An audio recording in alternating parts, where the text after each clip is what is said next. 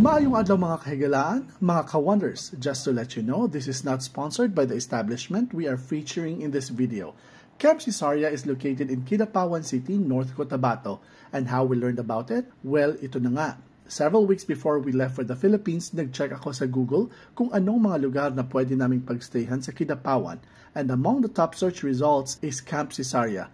I checked their social media and reviews, so I contacted them through their Facebook. I made a booking and made a down payment. When we reached North Cotabato, a night before this video was taken, madilim na at sobrang lakas pa ng ulan, kaya hindi na namin na-record yung pagdating namin. We were checked in by the security guard who was already informed that we were arriving. Earlier today, we went out very early to buy some essentials and immediately bumalik. Mas naaninag namin ang itsura ng lugar, kaya hindi kami na-disappoint.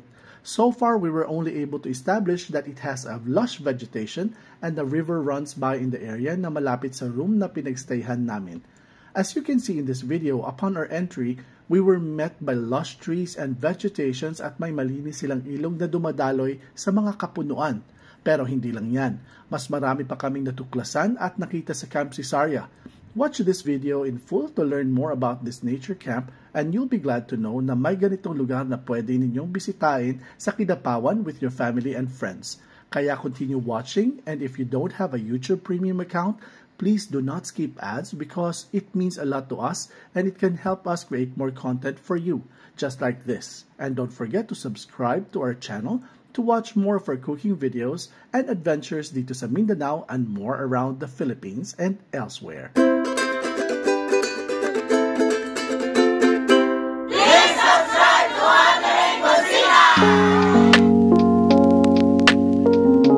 Good morning mga ka-wonders. Andito tayo sa Camp Cesaria sa Kidapawan City, and this is somehow in the mountainous part of Kidapawan. And look at this, it's nature. Puro nature lang to. Well, may mga structures dito, may bahay. That's our accommodation right there. Nandyan si Chef Mark, si Mommy at saka si Tita, and that's our car. And what's interesting is meron silang natural swimming pool dito, which comes from the river or spring yata from Mount Apo daw yung water. We're going to visit that shortly, pero ang interesting part is napakaraming mga punong kahoy na may bunga dito, and then merong river. So ito, isang puno ng mangosteen. This is the sample of it. Tingnan niyo, mga bunga ng mangosteen. Yan. And they have guava fruit nandun sa may likuran, palm trees, and this one is durian. And durian fruit. Ito yung puno ng durian. And naka-landscape siya accordingly. Yung simple landscape lang. So this is the river system. Yan dyan. Down here. And there's lang wooden bridge dito. And I think they don't use this much often anymore. Kasi obviously hindi masyadong dinanan ng mga tao. Tsaka wala nang daan pa punta dyan sa kabilang side. Pinubuan ng mga halaman. So yan. That's the river system. Tabi-tabi po. Okay.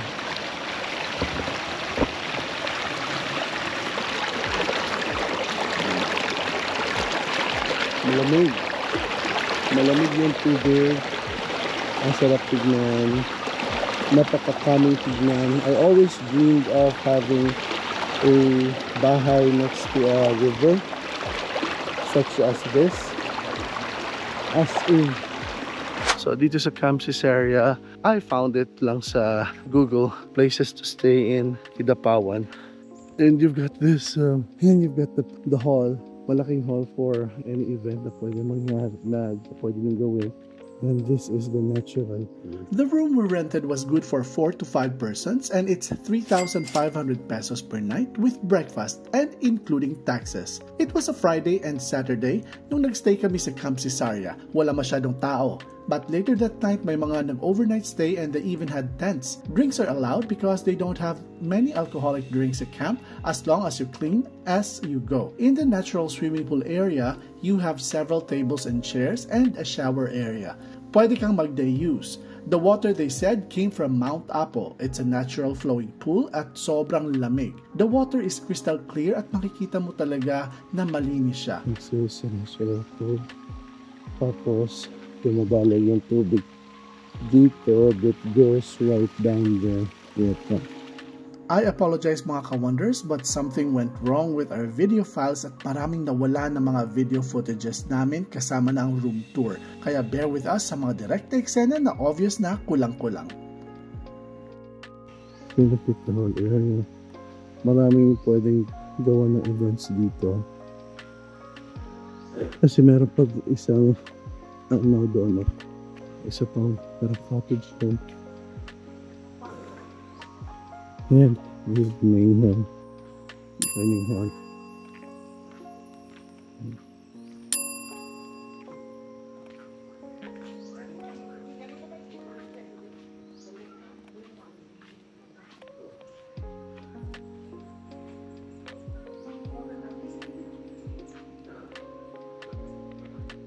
Look at that. Mga antoyan na malapit. Antoyan doon. Yan.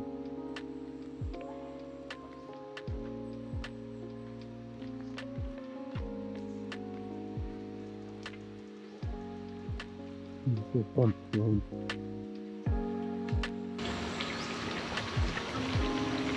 Okay.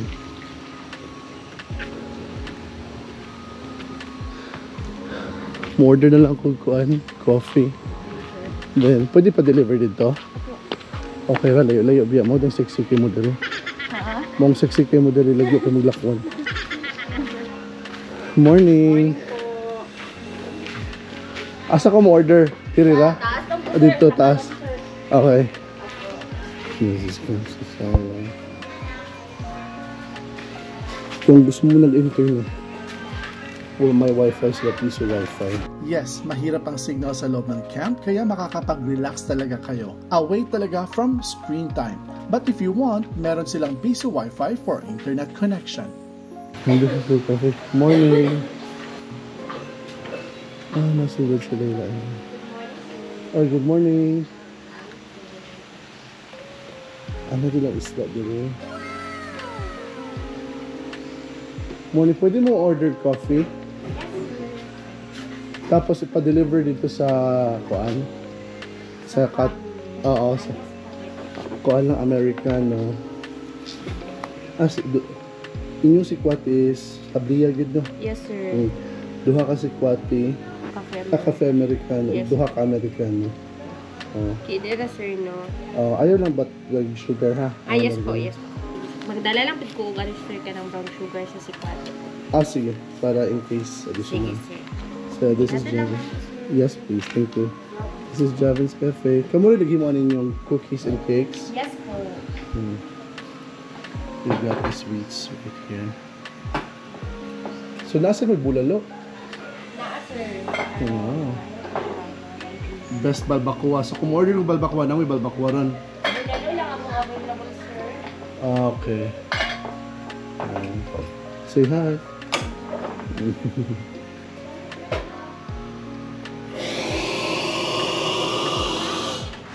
Hey mga ka-wonders, so basically lumabas lang kami to visit someone, and yeah, it took us like an hour or so. Kailangan muna namin bumili ng water kasi para mas makamura kami ng water, at saka nag-drop by na rin kami para makabili ng lunch.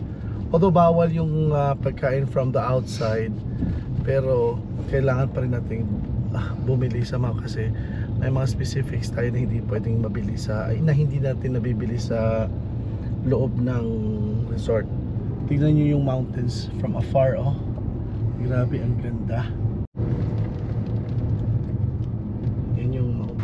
To continue our tour sa Camp Cesaria, meron silang mga kubo-kubo. Ang tawag nito, mga cottage. Pero look at how they're making it. Kaya kung maramihan din yan.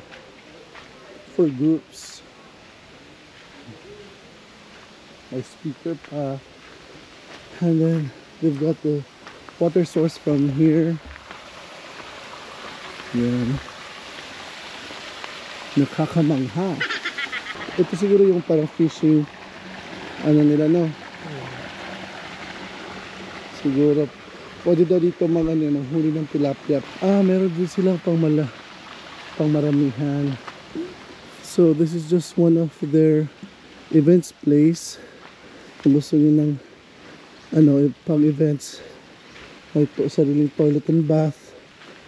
Yan. And you also have it here.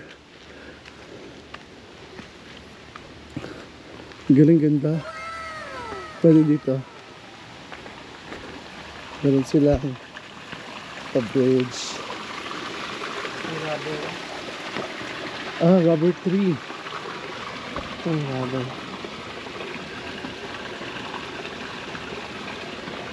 Grabe, scrape lang. Tignan mo, may fish din sila dyan. Goldfish? Yung sa kabila, naapod. Tupad sa cafe. And saan ang nandito? Ito mga isda. Ayan, daming isda. Tilapia. Yan. Laki, no? And Mount Apo na daw dyan somewhere. Well, that's probably part of Mount Apo. So, sa area na to, ito yung isa sa mga balay-balay nila. And you've got this, anong tawag sa flower? Anthurium, no? Lilies? Lilies or anthurium? May plantation sila dito. Eggplant ba yan? Mangosteen. Grabe, abonda sila sa mangosteen dito. At durian. Yan. Durian.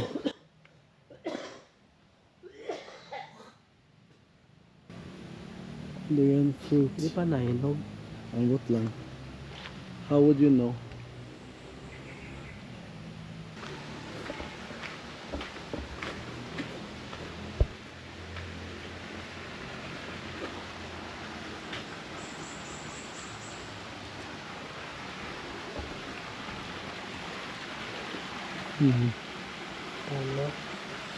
Ang daming isda.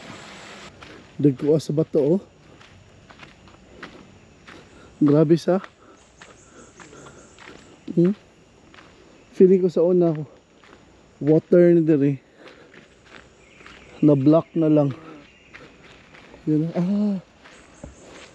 yun yung sinabi nila na pwede kang magpaspa. Lutuin ka sa kawa. Yun. They're supposed to have a spa dire. Pero since wala may nag-request sa service, wala siya nagana. So they can actually prepare for it. Mga na ilahang giant kawa na pwede kang magpainit sa tubig. Goat barn. Hey goaties. Most of these are rubber trees.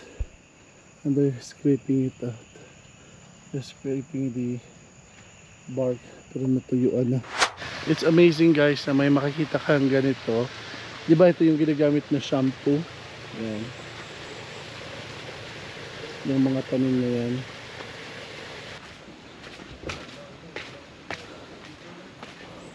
And this is the cafe earlier. Yan yung cafe. And ito yung fish pond. Oh, daghanag isda, oh. Oh. 40. 40. Buhay tayo.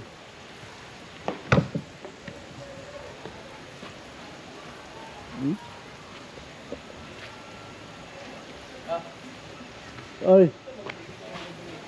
Papalit at pagkatol na yan. May tilapia, oh. Labi na, Bakuan eh, yung orange buyag. Pwede kong pa-feeding dito. Hello.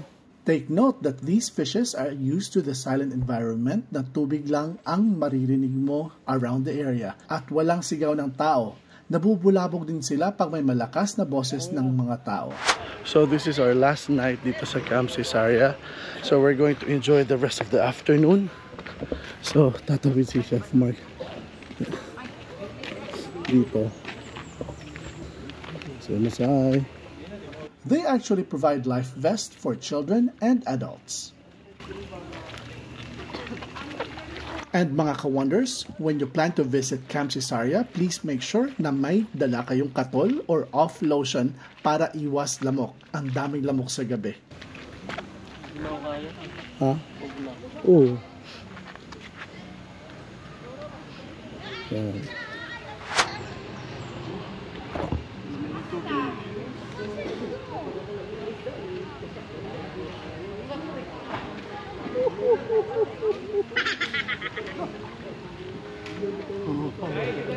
Lamig? Lamig. Huwag pang yun ko rin eh. Huwag pang ubo.